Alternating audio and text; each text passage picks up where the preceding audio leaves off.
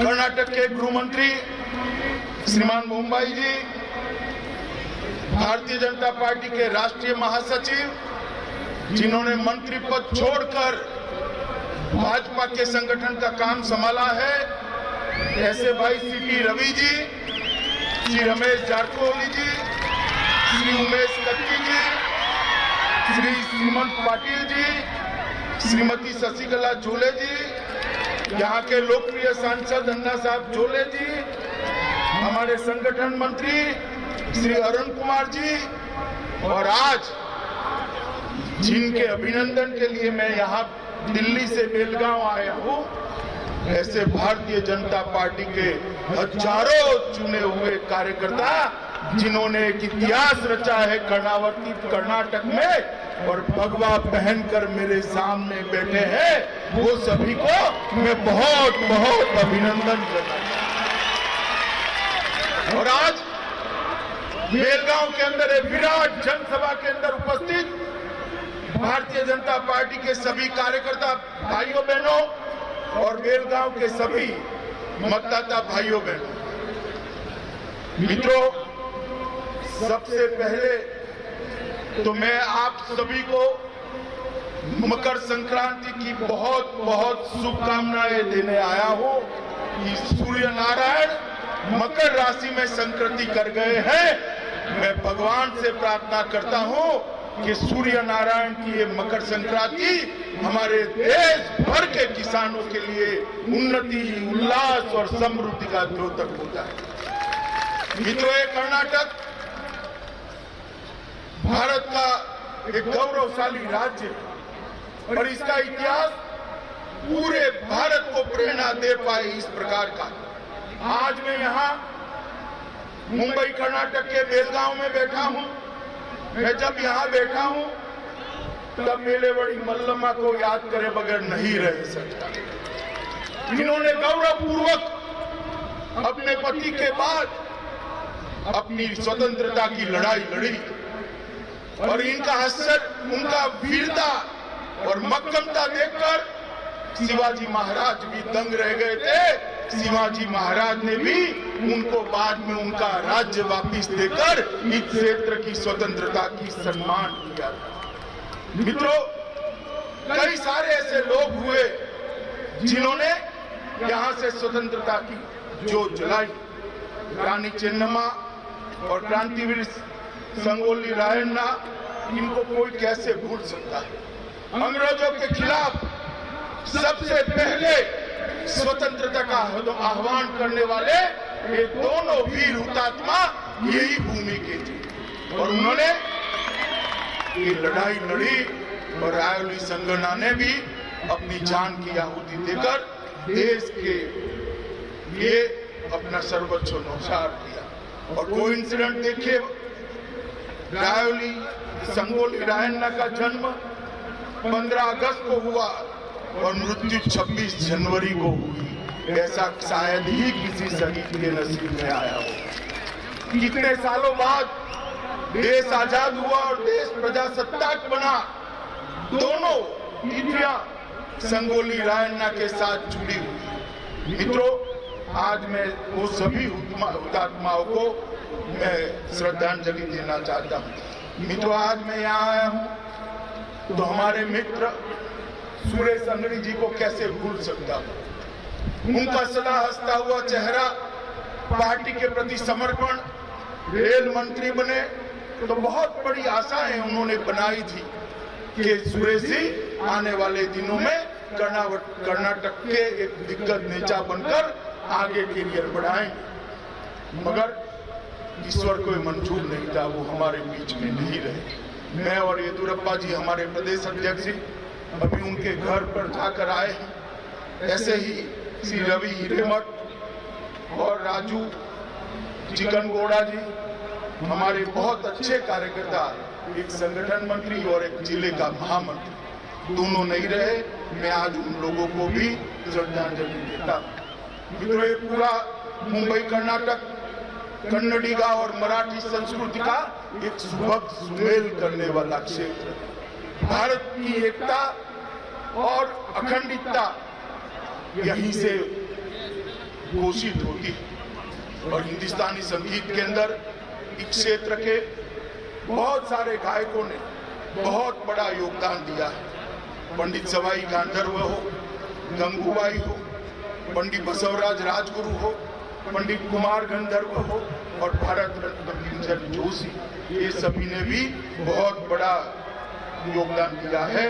उन सभी को भी मैं आज याद करता हूँ। मित्रों, आज मैं जब यहाँ आया हूँ इसकी कर्नाटक की जनता को और आप सभी चुने हुए प्रतिनिधियों को बधाई देने के लिए आया। मित्रों, कुल 5670 ग्राम पंचायतों में चुनाव हुआ, इसमें से 3142 अकेले भाजपा ने 55% से ज्यादा ग्राम पंचायत में विजय प्राप्त करी है। मैं आप सभी को कहता हूं कि जनता के आभार के लिए एक बार जोर से ताली बजाकर कर्नाटक की जनता का आभार दिया जाए। कुल 86,183 पंचायत सदस्यों में से 45,000 से ज्यादा भारतीय जनता पार्टी के कार्यकर्ता चुनकर आए हैं।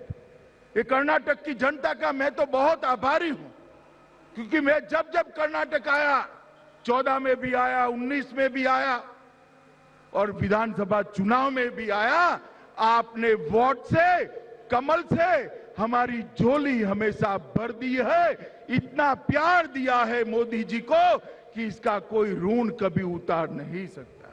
और मित्रों, इसी के कारण आज मोदी जी की पूर्ण बहुमत की सरकार देश के अंदर बनी है।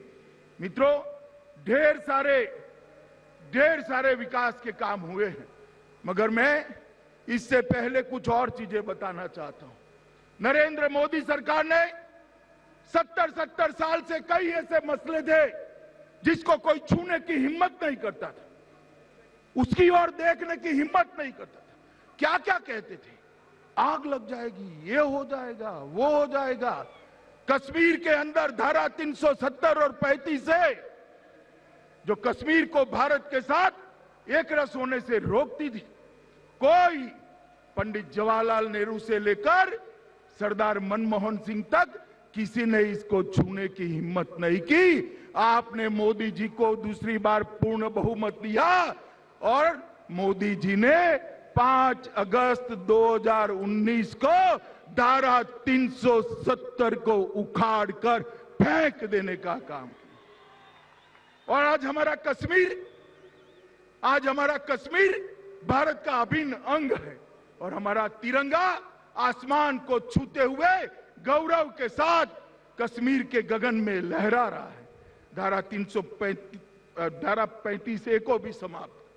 मित्रों, अभी राम जन्मभूमि का शिलान्यास हुआ। 550 साल से दुनिया भर के करोड़ों लोग ये आस लगाकर बैठे थे कि कोई तो आए और राम जन्मभूमि अयोध्या के अंदर प्रभु श्री राम का भव्य मंदिर बनाए, मगर टलता गया, तारीख पे तारीख, मुकदमे पे मुकदमा, इसका कोई रास्ता नहीं निकलता था। आपने दूसरी बार मोदी जी को पूर्ण बहुमत दिया। मोदी जी ने राम जन्मभूमि का शिलान्यास कर राम जन्मभूमि का रास्ता प्रशस्त कर दिया। कांग्रेस और विरोधी दलों ने जितना हो सकता था इतना विरोध किया, मगर मैं आज कहता हूं, कुछ ही सालों के अंदर, कुछ ही महीनों के अंदर गगन को छूता हुआ प्रभु श्री राम का मंदिर अयोध्या के अंदर बनता हुआ हम सब हमारे जीवन काल में देखेंगे। आजादी के 70 साल के बाद भी करोड़ों लोगों की भावनाओं को कोई सम्मान नहीं करता था, देश के नेता नरेंद्र मोदी जी ने किया। इसी प्रकार से सालों से हमारी मुस्लिम बहनें ट्रिपल तलाक का भोग बनती थी, उनके साथ अन्याय होता था, उनको कोई बचाने वाला नहीं था। आपने पूर्ण बहुमत दूसरी बार नरेंद्र मोदी जी को दिया। मोदी जी ने ट्रिपल तलाक को भी उखाड़कर फेंकने का काम किया और आज मुस्लिम बहनों को भी न्याय मिल रहा है। मित्रों, 2014 के पहले देश की स्थिति क्या थी?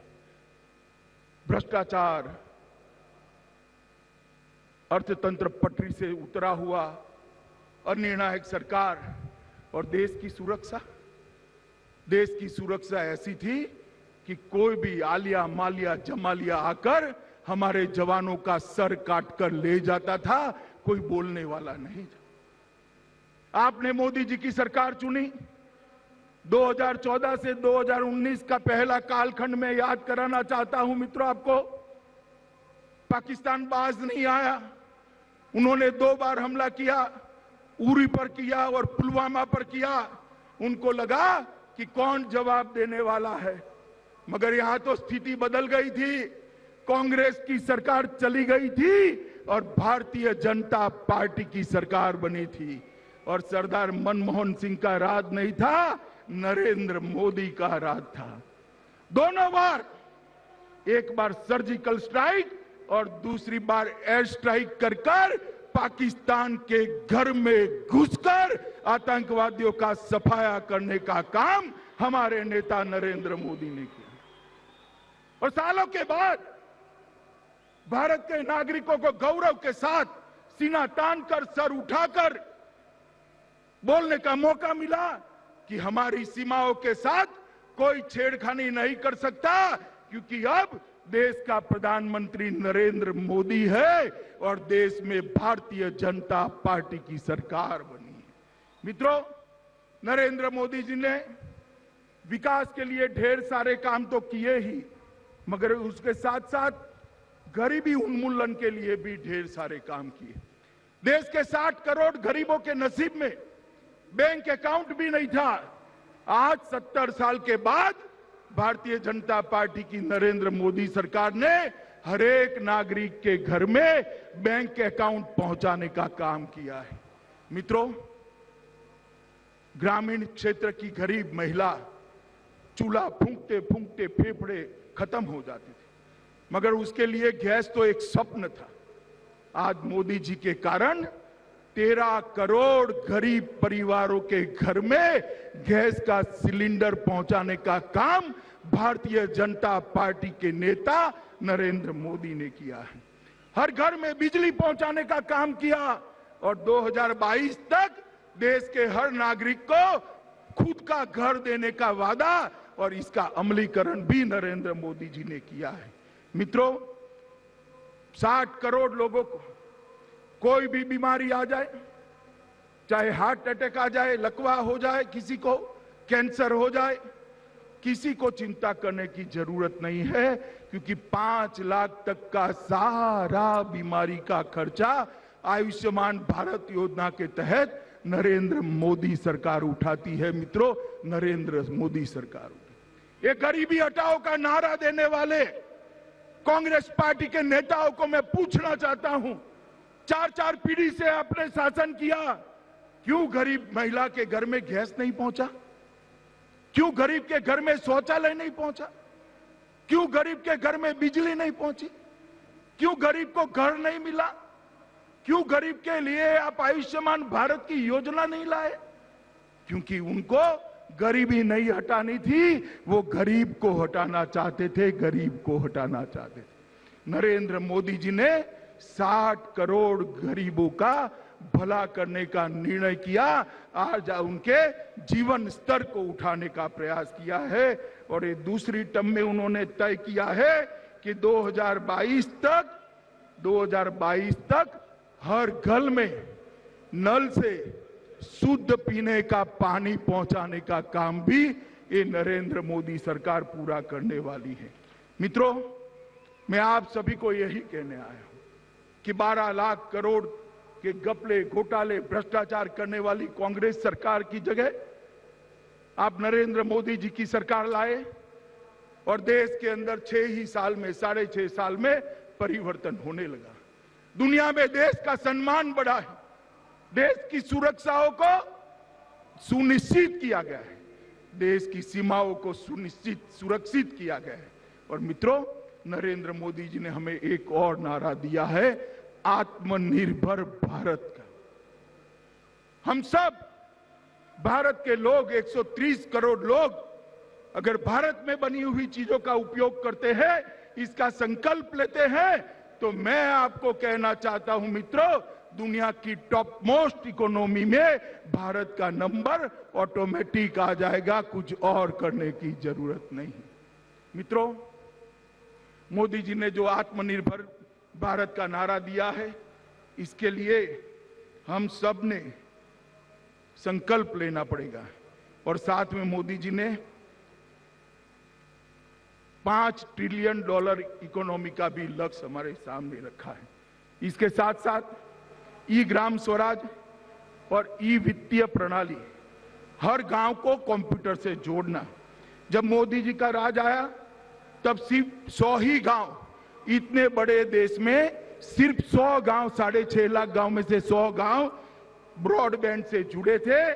आज लगभग 1,32,000 से ज्यादा पंचायतें ब्रॉडबैंड से जुड़ी हुई है और वो दिन दूर नहीं है कि हर गांव ब्रॉडबैंड से जुड़ जाएगा। कॉमन सर्विस सेंटरों की संख्या 3 लाख से पार कर गई है और कई सारे युवा इसके माध्यम से अपनी रोजगारी प्राप्त कर रहे हैं। मित्रों, इतना बड़ा कोरोना का संकट आया, दुनिया भर में चर्चा थी कि भारत जैसे देश का क्या होगा। 130 करोड़ की आबादी और हमारा स्वास्थ्य का इंफ्रास्ट्रक्चर भी ठीक नहीं था, परंतु मोदी जी के नेतृत्व में सबसे कम लोगों की विश्व में मृत्यु होने वाले देशों में भारत की गिनती की जाती है और सबसे ज्यादा मरीज अच्छे होकर अपने घर के अंदर वापिस पहुंचने का काम भी नरेंद्र मोदी ने किया है। और मोदी जी ने अब दुनिया का सबसे बड़ा वैक्सीनेशन का प्रोग्राम, टीकाकरण का कार्यक्रम हाथ में लिया है। और ये कांग्रेस वाले टीके पर सवाल उठा रहे हैं। अरे भाई, आप कुछ कर नहीं सकते वो तो हम जानते हैं, सिर्फ आप विरोध कर सकते हो, मगर कोई कर रहा है इसको क्यों रोकते हो? मैं देश की जनता को विश्वास दिलाने आया हूं, हमारे ही देश में बने हुए दोनों टीके पूर्णतः सुरक्षित है। मोदी जी ने स्वयं इसकी निगरानी से ये पूरे टीकाकरण के कार्यक्रम का आयोजन किया है। मित्रों, कांग्रेस की बातों में मत आना। जिसका नंबर आए डिसिप्लिन तरीके से टीका लगाकर अपने आप को कोरोना से मुक्त करने का काम करिएगा। देखते देखते देखते पूरा देश कोरोना के भय से मुक्त हो जाएगा। इस प्रकार से भारत कोरोना के खिलाफ एक सुरक्षा कवच भी बना देगा। मित्रों, कोरोना के काल के अंदर सिर्फ कर्नाटक के अंदर प्रधानमंत्री गरीब कल्याण योजना के तहत 16 लाख मैट्रिक टन चावल और 38,000 मैट्रिक टन तूर दाल और 63,000 मैट्रिक टन चना वितरित किया गया। हर गरीब के घर में अनाज पहुंचे, खाना पहुंचे, उसकी चिंता की गई। 15 लाख मैट्रिक टन चावल, 2 लाख मैट्रिक टन रागी और 10,000 मैट्रिक टन ज्वार और 40,000 मैट्रिक टन और चावल ये नेशनल फूड सिक्योरिटी एक्ट के तहत अलग से बांटे गए। येदियुरप्पा जी ने ऑटो रिक्शा टैक्सी चालकों के लिए 5,000 रुपये का मुआवना घोषित किया। लगभग 2.16 लाख लाभार्थियों को सीधा इनके बैंक अकाउंट में भेजा। लगभग मक्का किसानों को 5,000 रुपये की वित्तीय सहायता दी गई और फूलों, सब्जियों और फलों के उत्पादकों को 25,000, 15,000 और 15,000 की वित्तीय सहायता देने का काम किया। मित्रों, ये सब के माध्यम से कर्नाटक के अंदर कोरोना काल को हम सफलता से पार कर सके। मैं हमारे मुख्यमंत्री श्रीमान येदियुरप्पा जी को मन से बधाई देना चाहता हूं कि इनके नेतृत्व में कर्नाटक ने कोरोना के खिलाफ बहुत अच्छे तरीके से लड़ाई लड़ी है। मोदी जी ने भी येदियुरप्पा जी की सराहना की और कहा कि येदियुरप्पा जी के अनुभवी नेतृत्व के अंदर कोरोना के खिलाफ लड़ाई लड़ने का काम बहुत अच्छी तरीके से हुआ है। मित्रों, लगभग राज्य में 30 जिलों में 150 ITI का अपग्रेडेशन कर्नाटक सरकार कर रही है। पहला खिलौना क्लस्टर खिलौने हम चीन से लाते थे, मगर अब कर्नाटक के बेंगलुरु के पास कोप्पल के अंदर सबसे पहला खिलौना क्लस्टर बन रहा है। हम सभी को आनंद होना चाहिए कि कोप्पल के खिलौने पूरे देश भर के बालक खेलेंगे और चीन से खिलौना लाने की हमें कोई जरूरत नहीं रहेगी। कई अस्पतालों को अपग्रेड किया गया है। कोरोना काल के अंदर ही सिर्फ 1000 से अधिक बेड जोड़कर अस्पतालों को अपग्रेड किया गया। लगभग 4000 मेडिकल सीटें बढ़ाई गई है। स्मार्ट सिटी योजना को बहुत अच्छे तरीके से लागू किया गया है। कलबुर्गी और बिदर हवाई अड्डे का संचालन शुरू कर दिया गया है। 9 चिन्हित जिलों को चीन के साथ प्रतिस्पर्धा करने के लिए हम तैयार कर रहे हैं और सौर ऊर्जा और पवन ऊर्जा में 14,924 मेगावाट की हमने क्षमता प्राप्त की है और स्टेट रूफटॉप सोलर इंडेक्स में कर्नाटक पूरे देश भर में पहले है।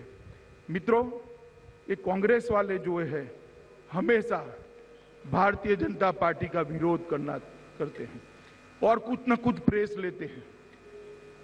मैं आज कांग्रेस के नेताओं को पूछने आया हूं कि भाई, जब आपकी सरकार थी 10 साल तक, सोनिया मनमोहन की सरकार थी, आपने कर्नाटक राज्य को क्या दिया? इसका हिसाब भाई देना चाहिए या नहीं देना चाहिए? कर्नाटक की जनता को बताओ जरा, देना चाहिए या नहीं देना चाहिए? जोर से बोलिए, देना चाहिए या नहीं देना चाहिए? तो मैं आज इस खुले मन से बेलगांव के अंदर कांग्रेस के नेताओं को 2 सवाल पूछना चाहता हूं कि आपके राज्य के अंदर कर्नाटक को क्या मिला, इसका जरा लिस्ट दे दीजिए। और कितना रुपया 13वें वित्त आयोग में सरदार मनमोहन सिंह जब प्रधानमंत्री थे तब मिला था, बना था, उसमें कितने रुपये दिए? वो तो जवाब नहीं देंगे। मैं दे देता हूं मित्रों, 13वें वित्त आयोग में 88,583 करोड़ रुपया कांग्रेस ने कर्नाटक के विकास के लिए दिया था। मैं फिर से बोलता हूं, 88,583 करोड़ रुपया। और नरेंद्र मोदी सरकार 14 में आपने बनाई, 14 से 19 तक 14वें वित्त आयोग में 88,000 करोड़ से बढ़ाकर 2,19,506 करोड़ रुपया देने का काम ये भारतीय जनता पार्टी की सरकार। और इसका हिसाब देना चाहिए कांग्रेस के नेताओं। और मैं कर्नाटक की जनता को भी कहना चाहता हूं कि कोरे वादे करने वाले, भ्रष्टाचार से लिप्त कांग्रेसी कर्नाटक का भला नहीं कर सकते। ऊपर नरेंद्र मोदी और नीचे येदियुरप्पा, ये डबल इंजन की सरकार ही कर्नाटक को विकास के रास्ते पर ले जा सकती है मित्रों, विकास के रास्ते। और ये जो पंचायत के चुनाव आए हैं, ये पंचायत के चुनाव इसी बात का द्योतक है कि नरेंद्र भाई और येदियुरप्पा की जोड़ी को कर्नाटक की जनता ने थप्पा लगाकर आगे बढ़ाने का फैसला किया है। मैं आज कर्नाटक की जनता को इस कार्यक्रम के या इस सभा के माध्यम से कहना चाहता हूं कि आने वाले दिनों में तालुका पंचायत और जिला पंचायत के भी चुनाव आने वाले हैं। मगर मित्रों, ये 55% ये तो कुछ टेक्निकल कोर्स में पासिंग मार्क होता है, पासिंग मार्क होता है। कर्नाटक की जनता को मैं कहने आया हूं, तालुका पंचायत, जिला पंचायत में 75% से ज्यादा सीटें भारतीय जनता पार्टी को देकर आप राज्य के विकास का काम पूर्णतः भारतीय जनता पार्टी को सौंपिए। मित्रों, आज मेरा भाषण समाप्त करने के पहले फिर से एक बार हमारे स्वर्गस्थ नेता भाई सुरेश अंगड़ी को, राजू चिकनगोड़ा को और रवि हिरेमठ को मैं श्रद्धांजलि देकर मेरी बात को पूरा करता हूं। और आप सबको भी हृदय से फिर से एक बार बहुत बहुत शुभकामनाएं देता हूं। हर गांव के लिए आप 5 साल तक काम करिए और कर्नाटक और भारत की विकास यात्रा में जुड़िए। मेरे साथ सभी लोग दोनों हाथ उठाएं, हाथ उठाइए दोनों, और तालुका जिला में विजय के संकल्प की मुट्ठी भींचिए और प्रचंड आवाज से बोलिए, भारत माता की, भारत माता की, भारत माता की, वंदे वंदे